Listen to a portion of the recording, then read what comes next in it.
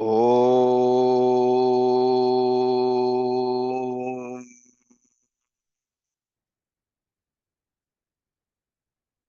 Om.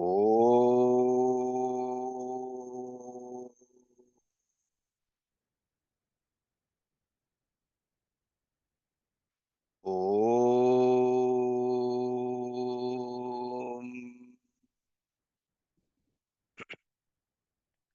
Om Sahanao Avtu Sahanao Bhunaktu Saha Viryam Karvavahai Tejasvinavadhitamastu Ma Vidvishavahai. Om Shanti Shanti Shanti. Harihi Om Shri Gurubhyo Namaha. Harihi Om.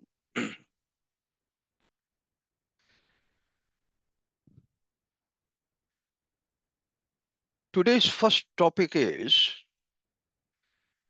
the five pranas, life forces in the human body. As you can see this picture, and there are five pranas. Number one, pran, apan, vyan, saman, and udan. We will talk in more detail here.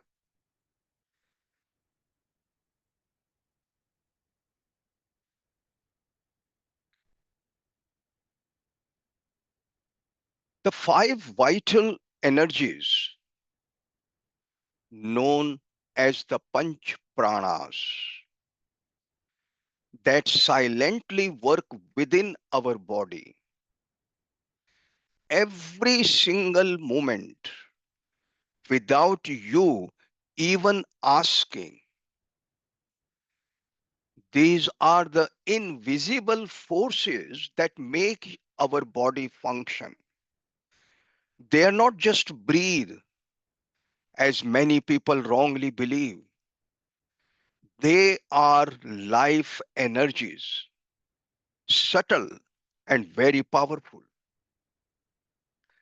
The five pranas together manage the entire inner factory of our physical body.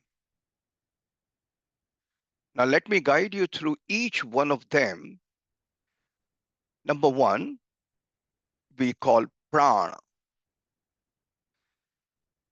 This is the primary and most central life force. The word pran is used both as the general term for all life force and also for one specific function.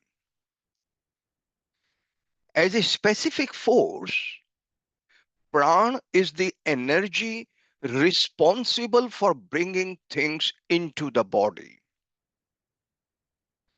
It is active in the region between the throat and the diaphragm. It governs inhalation, the taking in of oxygen, food, information, and experiences.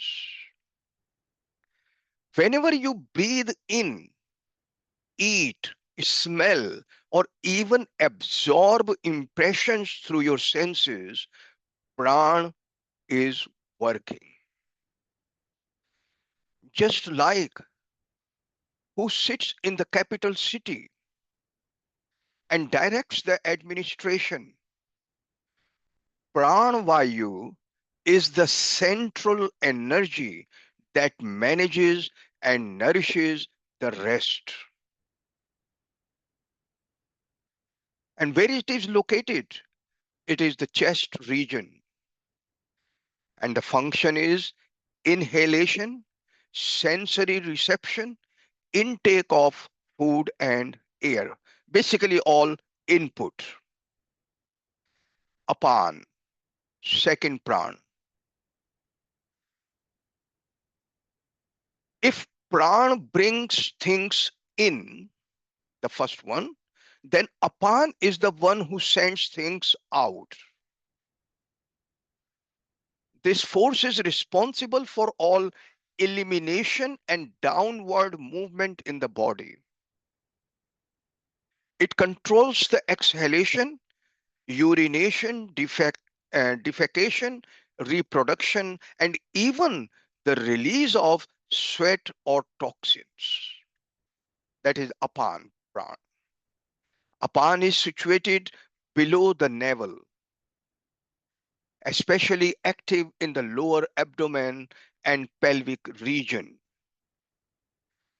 Without apan, we could not release the things the body no longer needs. Think of pran as the door of entry, the first one, and apan as the door of exit. Together, they maintain the balance of inner cleanliness and energy flow. The location is lower abdomen and pelvic region, and the function is excretion, urination, menstruation, childbirth, downward flow. The third one is Dhyan. If pran is the intake and apan is the output, Dhyan is the energy that connects all parts of the body. It is like a messenger, a courier that carries nutrients, blood, oxygen, and life signal throughout your entire system. It moves in all directions and reaches every corner. Dhyan governs the circulatory system, the nervous system, and the movement of limbs. When you stretch your arms, walk, even blink your eyes, Dhyan is at work. It holds the body together in coordination. The location and function is already mentioned. Now the fourth one is Saman. Saman is the energy that lives near the navel, the very center of our body. It is responsible for digesting food, separating nutrients from waste, and distributing what is needed to the right places. It is the great balancer harmonizing pran and apan. It, it governs the digestive fire. Without Saman, even the best food would become poison because it would remain undigested. It's like a fire. Saman converts food into usable energy and waste. It helps maintain inner harmony. Now, the fifth one is Udan, the most mysterious and spiritual of the five pranas. Udan flows upwards from the throat to the crown of the head. It governs speech, memory, effort, willpower, and even the final moment of death, when it helps the soul to leave the body. This is the function of the Udan. Udan also gives us the strength to stand, speak clearly, sing, meditate, and rise into higher states of consciousness. Those who meditate deeply and live a life of truth have a strong Udan Vayu. So we have talked about five pranas, Vayu. Now we come to the next topic, is the four factors of the gross body: material, components, function, and nature. This is what we are going to talk.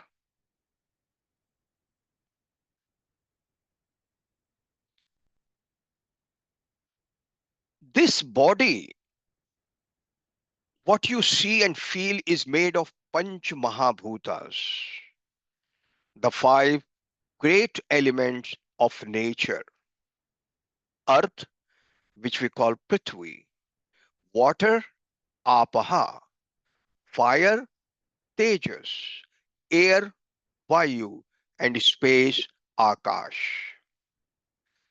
Just like a pot is shaped from clay, our body is shaped by these five. The solid parts, like bones and flesh, come from earth.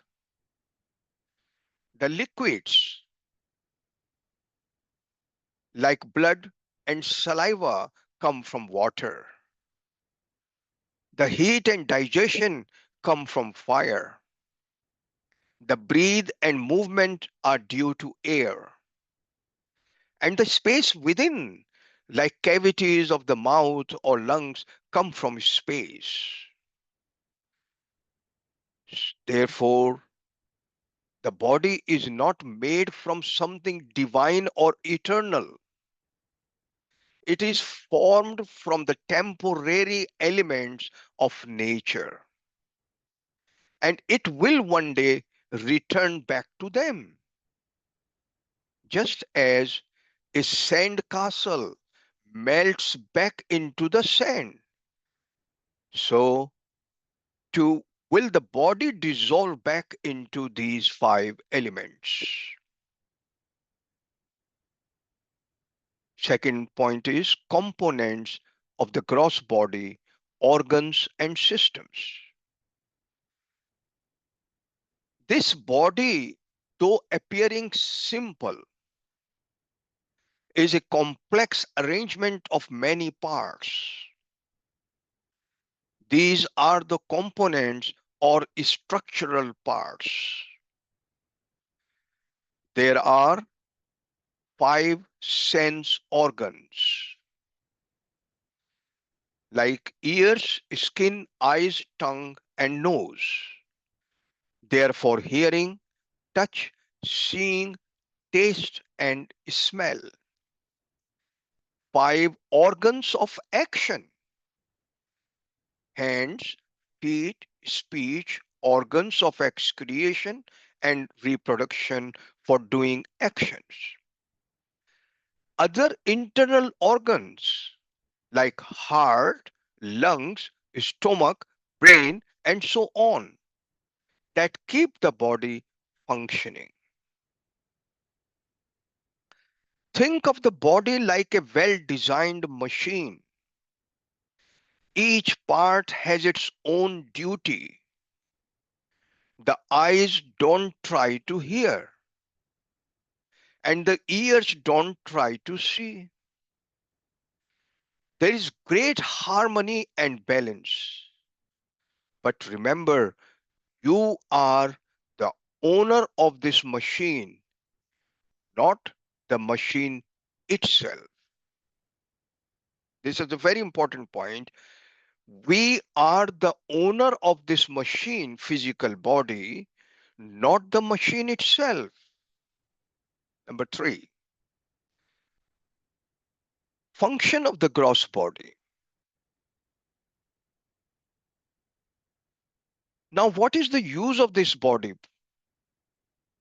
The gross body is simply the instrument through which we, the soul, interact with the world. It is like a vehicle. The senses are the windows. The mind is the driver, but the true occupant, the one who experiences joy and sorrow, is you, the self. With this body, We perceive the world, perform actions, fulfill our duties and responsibilities, learn spiritual lessons through life's experiences. Therefore, the body is not the goal, GOAL. It is the tool. Just as a flute cannot produce music on its own, the body cannot act without consciousness. We are that consciousness using the body to play the music of life.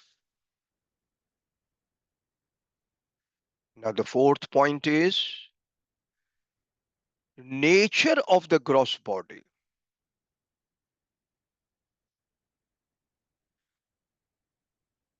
The true nature of this body is that it is temporary, it is perishable, subject to birth, growth, decay, and death. No matter how strong, beautiful, or intelligent the body may appear, it is constantly changing. This is not said to create fear, but to remind you of the truth. Just as we change old clothes and wear new ones, the soul also leaves this body and takes another body. That is the eternal teaching of the Gita. So do not get overly attached to this outer form. Use it well, care for it, but know that you are not this body. You are the ever shining light behind it.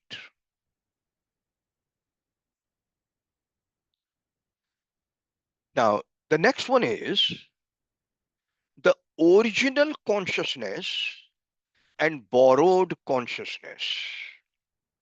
Now, as you can see in this picture, this is the original consciousness, which you can say Brahman, pure consciousness. This is one Jeev, animal, Jeev, human, man, woman, and here is the tree. Now, these Jivas all are borrowing the consciousness from super or pure consciousness, which we call original consciousness. Now we will go in detail.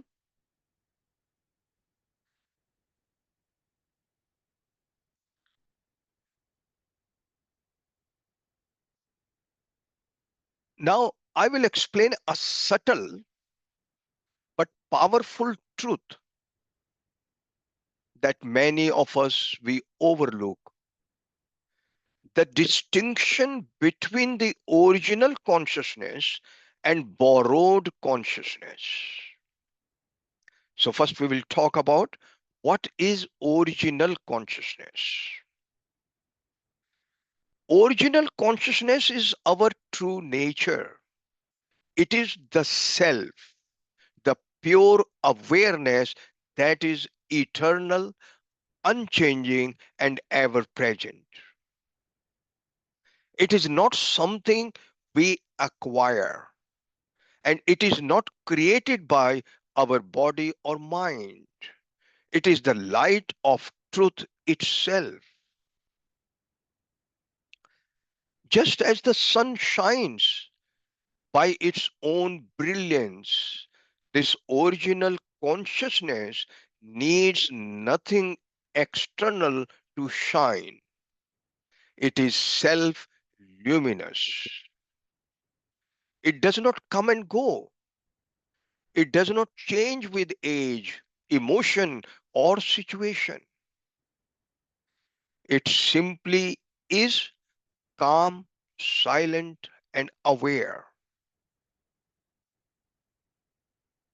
The original consciousness is the real I, untouched by thoughts, unshaken by emotions, and undisturbed by worldly experiences. It is the witness, the silent observer behind all activities. Now, if you remember the first picture I showed you, the five sheets, and the other one was uh, the human being, physical body, subtle body, causal body, and pure self. And the another picture we were talking about the two birds sitting on a tree, one witnessing, another one enjoying. So this is the one is witnessing, sakshi.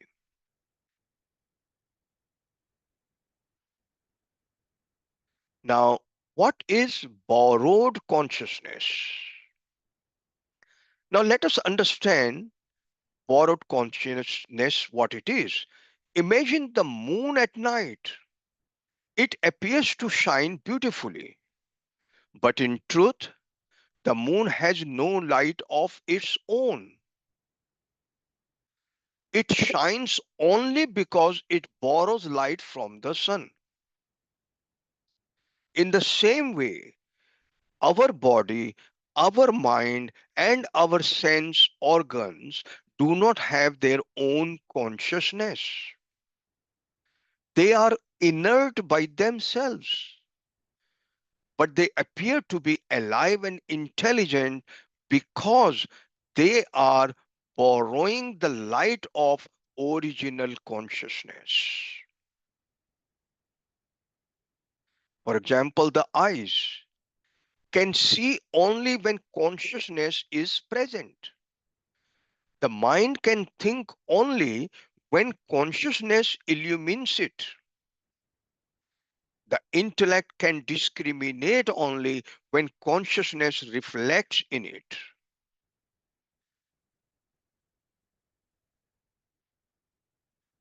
This borrowed light makes the mind appear intelligent and the body appear alive. But just like the moon depends on the sun for light, same way our body and mind depend on the self, original consciousness for awareness. Now, I will use a couple of examples to clarify this. Suppose there is a mirror in a dark room. When sunlight enters the room, the mirror reflects light and can brighten other parts of the room. But the mirror has no light of its own. Without the sunlight, the mirror is useless. In the same way, the mirror is like our mind. The sunlight is like the original consciousness. The reflected light is the borrowed consciousness. Therefore, when we say, I am thinking or I am feeling happy, it is actually the mind reflecting the original consciousness, not the true self acting.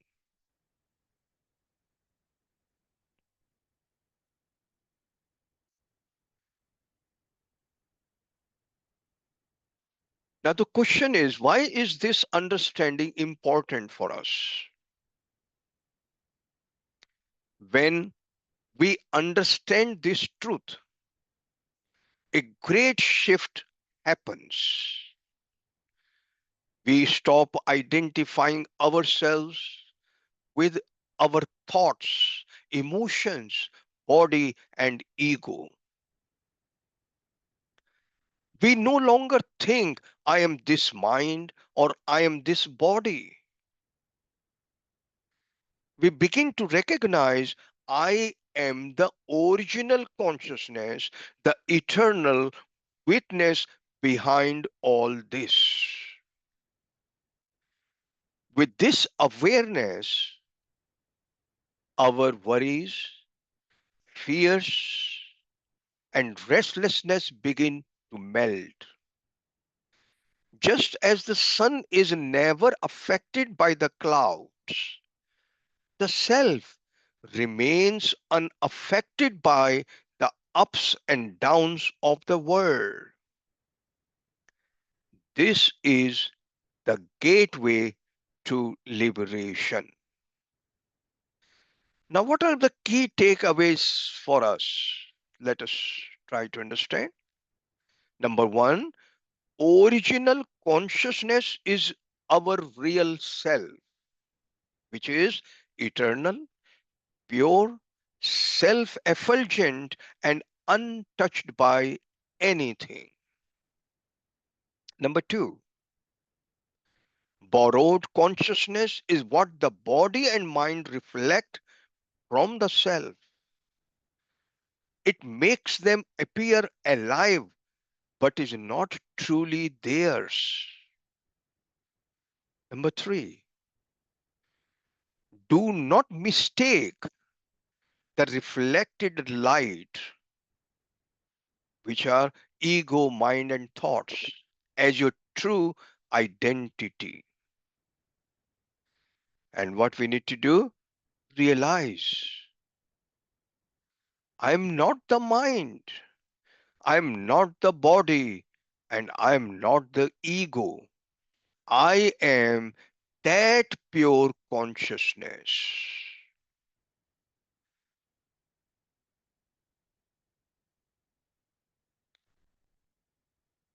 The next topic we're going to talk about is components of the subtle body, which includes the five organs of knowledge, which we call them Gyanendriyas,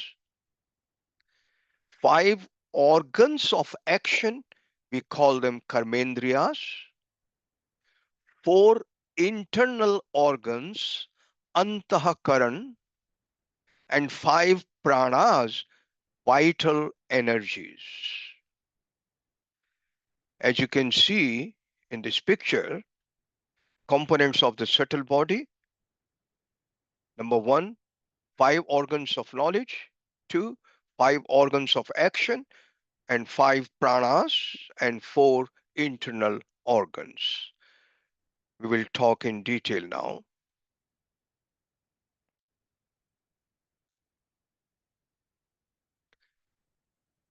Now I will explain to you the sacred and subtle aspects of our inner self, which we call the subtle body. In Sanskrit, Sukshma Sharir. While our gross body is what we can see and touch, the subtle body is invisible, yet it plays a powerful role in our life.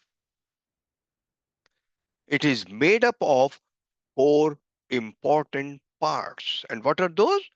Number one, the five organs of knowledge. We call them Gyanendriyas. The five organs of action, we call them Karmendriyas. The four internal instruments, Antahakaran. And the fourth one is the five pranas, vital energies. Now let us look at each one of them in detail, like a lamp lighting up the dark corners of our understanding. Number one, the five organs of knowledge. These are the five tools through which we experience the world around us. They help you know to perceive things. And what are those? Number one, eyes, chakshus, for seeing form, color, and light. They allow you to admire beauty, read scriptures, and understand the world visually. Next one is ears, shrotra, for hearing sounds. Through them, we hear speech, music, mantras, and teachings like this one. Nose, ghrana, for smelling. It helps us detect fragrances or odors. Next one is tongue, rasan, for tasting. It lets us enjoy food, water, and other flavors. Skin, twak, for touching. It helps you feel sensations like heat, cold, pain, and softness. These five together are called organs of knowledge because they bring information into you from the outer world. The next one is the five organs of action. Just as we have instruments to receive knowledge, we also have organs to perform actions. These are called karmendriyas, tools of action. Number one, hands.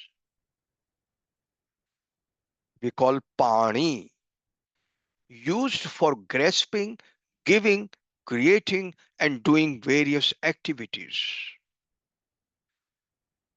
Feet, pada, used for walking, moving, and traveling. Mouth, vak, used for speaking, chanting, and expressing thoughts.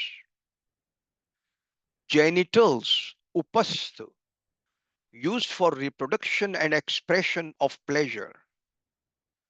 Anus, payu, used for elimination of waste. These organs are involved in all the actions we perform in this world. Through them, you express yourself outwardly.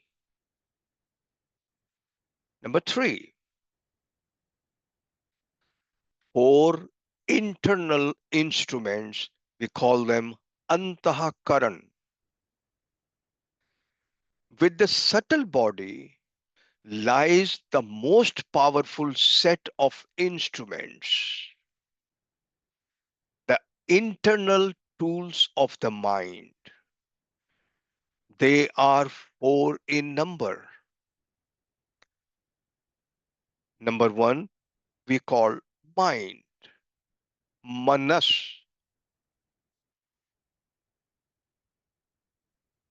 It thinks, doubts, imagines, and desires. It moves fast like the wind, jumping from one thought to another. It asks, should I do this or that? That is manas. Number two, intellect we call buddhi. This is your power of discrimination. It decides what is right or wrong, what is true or false. It is like a wise elder guiding the mind.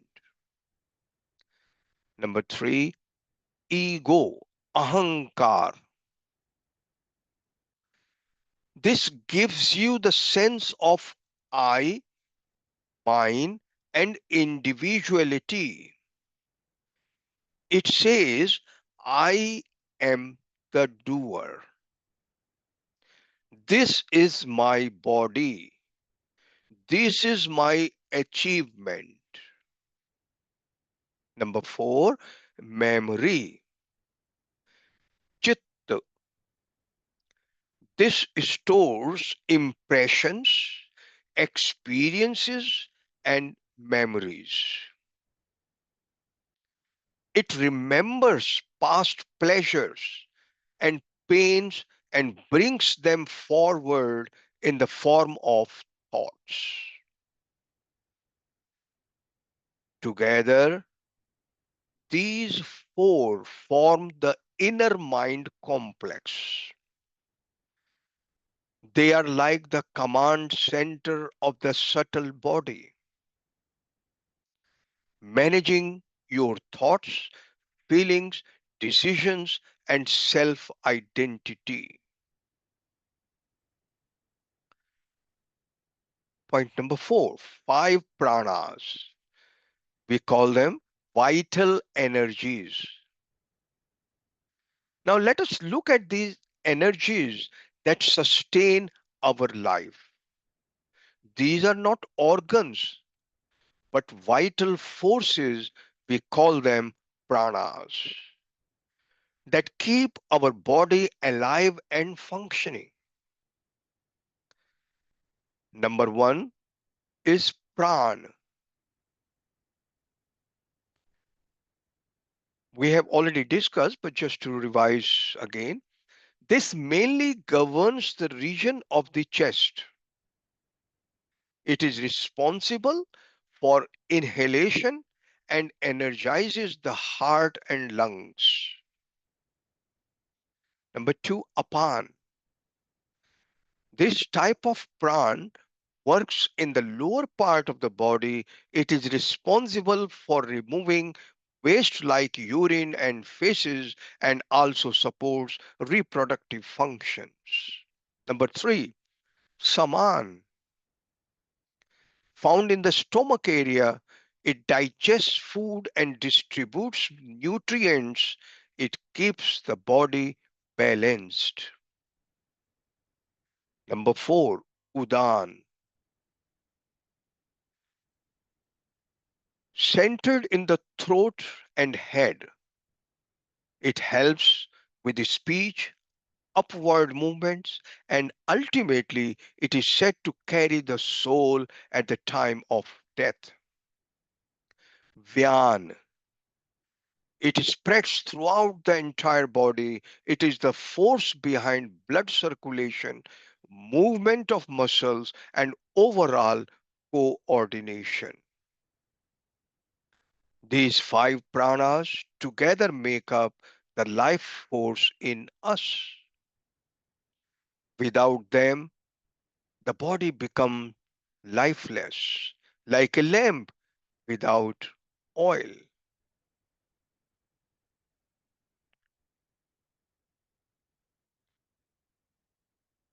The next topic is the functioning of the subtle body. Intellect, memory, mind, ego, 5 organs of knowledge, and 5 organs of action. Now, if you see the picture here, mind is in the center. Now, of course, from mind, it sends the information to intellect and gets back. From intellect goes to memory. From mind goes to, as it stores, it goes into memory. From mind sends instructions to 5 organs of action. And 5 organs of knowledge, they send information to mind. Now, if you see here, only the intellect is receiving and sending to mind, but all others either sending or receiving.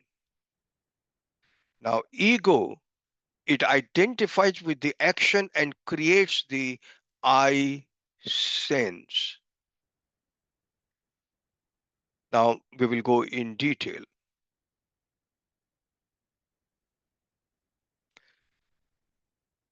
Now, I shall guide you through a great mystery. of this subtle functioning of the subtle body, or the inner workings of our subtle body. You see now, we are not just this physical body made of bones and muscles. It is very clear. There is something much finer, much more powerful within us. And it is called the subtle body or Sukshma Sharir. Though we cannot see it with our eyes, it influences our thoughts, emotions, actions, and even how we experience life. Now, let me explain each of its parts slowly and clearly so you can understand them deeply and apply this wisdom to your daily life. Number one, Buddhi, the intellect. It is like the wise elder sitting within you. It has the power to think clearly, to analyze, to discriminate between right and wrong. When you stand at a crossroads, not knowing which direction to choose, it is your buddhi that helps you decide the correct path. Just as a compass guides a ship through the vast ocean, your intellect guides your life. If your buddhi is clear, strong, and calm, then your actions will be right and your journey will be peaceful. But if your intellect is clouded by confusion, desires, or fear, then it may lead you in the wrong direction. That is why spiritual study, reflection, and living a life of dharma keeps the intellect pure and sharp. Number two, smriti, the memory. Within our subtle body is also our smriti or memory. This is not just the memory of what you ate yesterday or what you studied last week. It is the deep memory of your entire being. Even the impressions from the past lives are stored here. This smriti holds all your past experiences, habits, traumas, and knowledge. It influences your current choices. When you instinctively fear something or feel attracted to something, sometimes it is due to the memory impressions hidden deep within. The more you purify your memory through truthfulness, meditation, and spiritual practice, the clearer your inner nature becomes. Number three, manas, which we call mind. This is the most active part of our subtle body. It constantly thinks, imagines, doubts, desires, worries, plans, and reacts. The mind is like a restless monkey, always jumping from one branch to another, from one thought to another. The mind collects information from the world, processes emotions, and builds desires. But it also gets easily disturbed by the noise of the senses. If you do not control your mind, it will control you. If you do not control your mind, it will control you. But when you learn to master it through meditation and right thinking, it becomes your servant, not your master.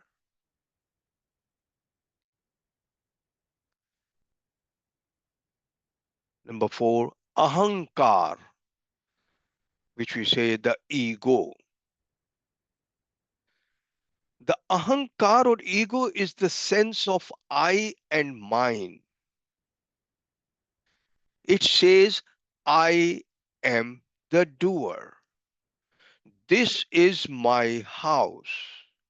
This is my talent. It builds your identity not just in this life, but over many lifetimes. Important point to note here, ego is not bad by itself. It is necessary for action and learning. But when ego becomes thick and proud, it creates separation. It makes you feel apart from God, from others, and even from your true self.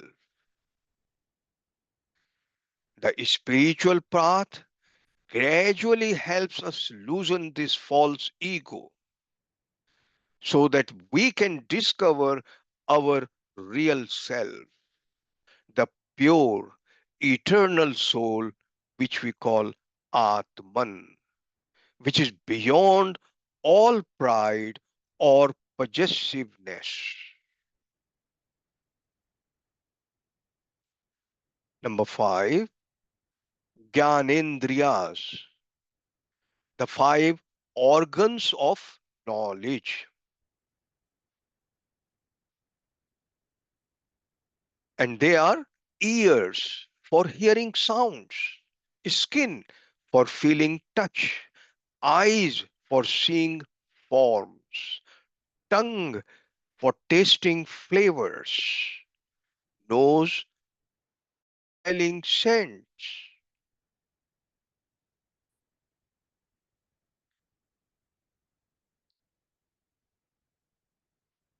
These are like the windows through which your mind looks out into the world.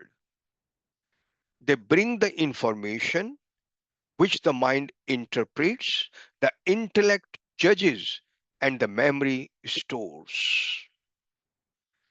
You must protect your senses. What you hear, what you see, and touch enters your subtle body. Too much negativity or impurity weakens the mind and agitates the soul. That is why saints advise, guard your senses as you would guard a treasure. Number 6, karmendriyas, the 5 organs of action. What are these? Hands to hold, create, and give. Feet to walk and move. Speech, mouth to express, pray, and communicate. Excretory organ to remove waste and keep the body clean. Reproductive organ for the sacred act of creating life.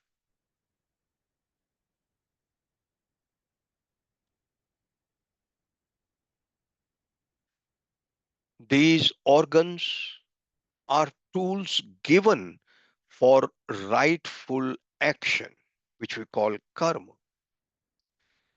Use them with awareness and devotion. Speak only what is truthful and kind. Work with your hands to serve others. Walk on the path of dharma.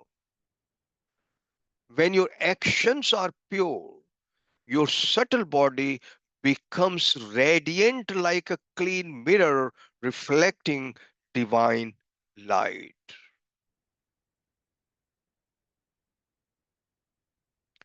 Now I will conclude here. Om Purnamadaha Purnam Idam Purnat Purnam Udachyate Purnasya Purnam Adaya Purnam Eva Avashishyate. Om Shanti Shanti Shanti. Harihi Om Shri Gurubhyo Namaha. Harihi Om.